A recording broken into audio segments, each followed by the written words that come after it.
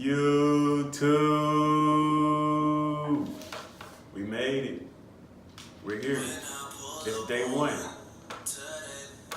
It's day one. Game one, NBA Finals is tonight, 9 p.m. Eastern on ABC. Tune in. Go out, turn up with your friends. Kick back at home if you want. Grab you a cold one if you're of age. If you're not of age, don't grab a cold one. I didn't tell you to do it. You did. Alright, but anyway, let's get right into it, man. We got the Warriors, the defending champs. 5th appearance.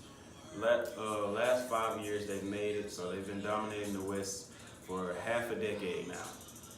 They're hoping to win their 4th ring in 5 years. This would be a three-peat for them if they do. On the other side of that, we have the Raptors, who are first-timers. They've never been here before. The Jurassic Park is going to be going crazy. They have home court. Drake's going to be there. And a big-time effort by Pascal Siakam. I mean, it's going to be wild, man. All the hype is over. Went through all the practices. We went through all the injuries, all the trades, all the contract talks. We've been through it all. We are here at the NBA Finals, man. So let's get into it. Both teams have won 4 games in a row. The Warriors have just swept the Portland Trail Blazers. The Raptors have just won 4 straight over the Milwaukee Bucks to get to the NBA Finals. And here we are. So starting off with the Warriors are 12-4 at this point. They're 6-2 both at home and on the road. They haven't lost at home since April 24th against the Clippers. That game, Andre Iguodala and Kevon Looney combined for 3 for 15 from the field. Danilo Gallinari for the Clippers went for 26. Montrezl Harrell went for 24. And the best 6 man in NBA history, Lou Williams, went for 33. But hey, who's counting? I mean, hey, they won the series. As far as the Raptors go, the Raptors are at 12-6. They are 8-2 at home.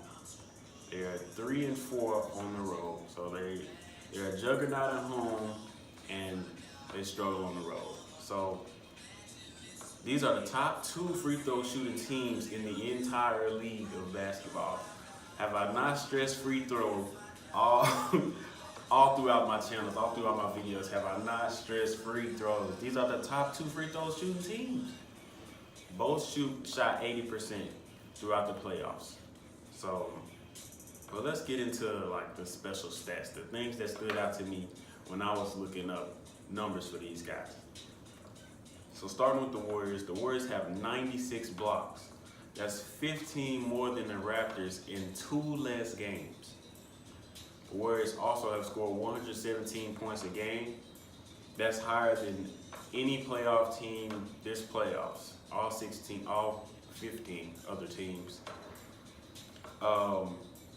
And the second highest for them, the Warriors, since their first ring, 2017 was was their highest points per game in the playoffs, was 119.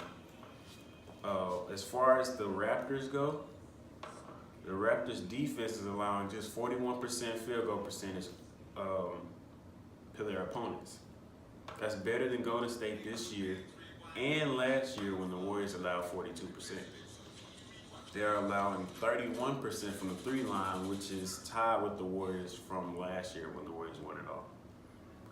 This defense is generating 14.4 steals a game and forcing 15 turnovers a game, while they only forced 10 turnovers last postseason. So we can see the difference when Kawhi's on this team coming back, being traded for DeMar DeRozan, how big of an impact he's had on his team.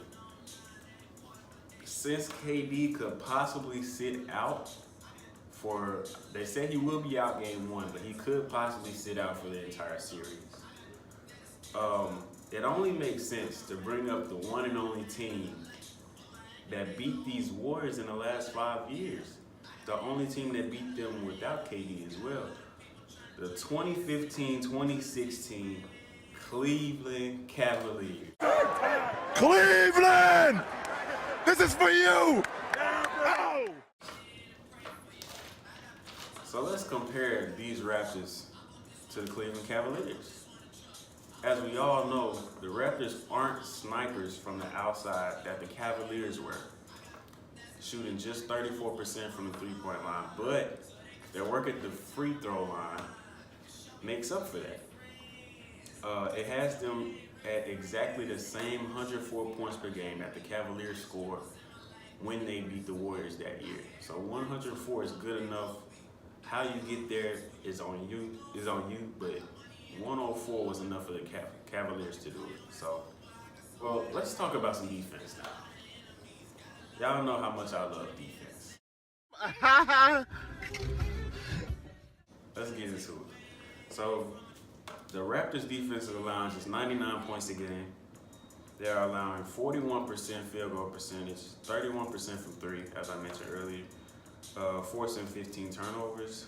The Cavaliers, 2015-16 Cavaliers, allowed 96 points per game, allowed 44% from the field, 35% from three, and they forced 13 turnovers a game.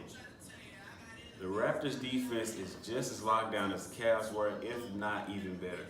Outside of a narrow 3 more points allowed, the Raptors are statistically better in all notable categories defensively. But then there are those defending champions on the other side. So we have to talk about the Warriors. We might as well compare them to when they lost to the Cavs. We might as well compare them to their 2015-2016 Warriors team. So let's look at this. The Warriors without KD this year are 5-0. This postseason. This is counting full games. So this is game 5 and after that. I'm not going to count the game that he got injured in, but we'll count the full games only. So 5-0. 115 points a game, 49% from the field, 81% from the free throw line, 37.2% from three. The Warriors in 2015, 107 points a game, 45% from the field, 73% from the free throw line, 39% from three. Moving on to defensively, this year they're allowing 109 points a game, 43% from the field, 37% from three, forcing 14 turnovers.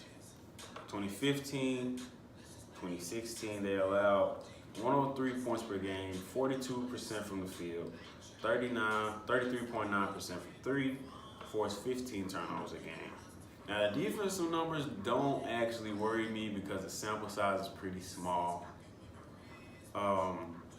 Although the core of this team is still together, the young guys, the young role players do contribute to these stats in both positive and negative ways. So that must be taken into account when we compare these numbers. He missed the shot tonight? Did he? I did it, he did too. It's okay, keep it moving. It's okay. You missed the shot. All of us have. Nobody's perfect. I'm picking the Dubs to 3-beat. I don't believe Kawhi can carry the Raptors over the Warriors. I just don't think he can do it by himself. With the rest given, I have to take the Dubs in the 6 tonight because of all the rest that they've been given due to their sweep of the Portland Trailblazers. I just feel like I expect Steph to put in work, man. Against Kyle Lowry. Kyle Lowry has never played in the finals before, so I expect him to take advantage of their inexperience. Although Kyle Lowry has playoff experience, he does not have finals experience. It's two different things, and y'all gonna see the difference in that tonight. Remember, the Raptors do not play well on the road, so the Warriors are gonna treat this like a must-win game because they can't afford to fall behind against a team and give the Raptors momentum, give them confidence at home where they play their best in this postseason. They just can't afford to do it. So in their minds, they're gonna come in with the must-win mentality. Anytime Steph has that type of mentality, I'm putting my money on him. But yeah, man, that's all I got for y'all. Thank y'all for watching, man. Tune in tonight. Watch it with me. Watch it with me. Comment. Let me know what y'all think is gonna happen tonight. Let me know who y'all think is gonna win it all.